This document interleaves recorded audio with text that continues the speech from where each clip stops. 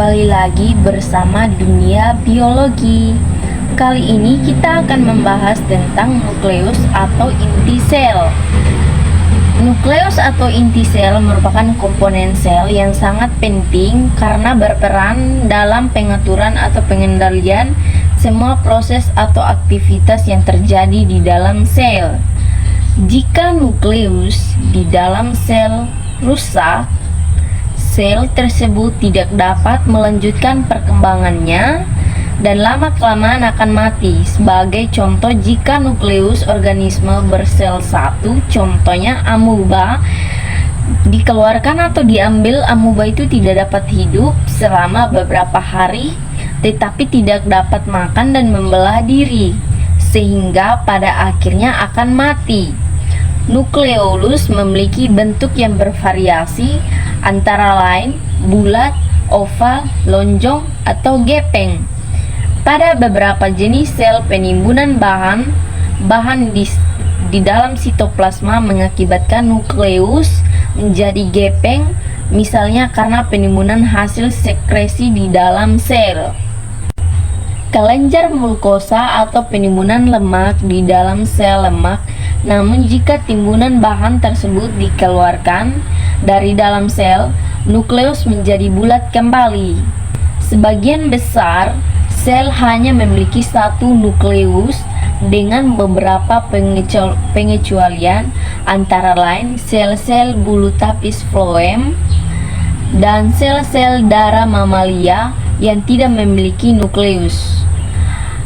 Paramecium dan jamur memiliki dua nukleus, serta sel-sel tulang dan sel otot memiliki banyak nukleus. Nukleus tersusun atas tiga komponen utama, yaitu membran nukleus, plasma inti, dan anak inti. Pertama-tama mari kita bahas membran nukleus.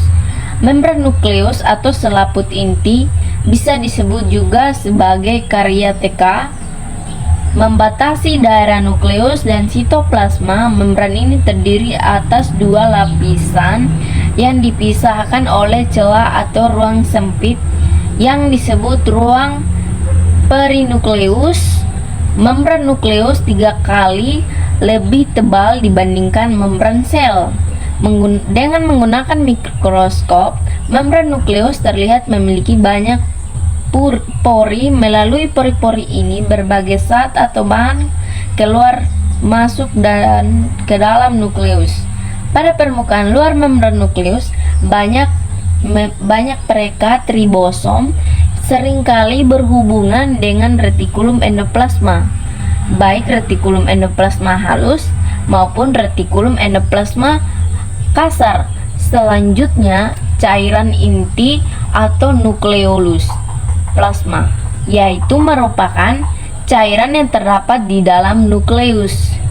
Di dalam nukleus plasma terdapat enzim, protein, nukleotida, ion, dan kromatin.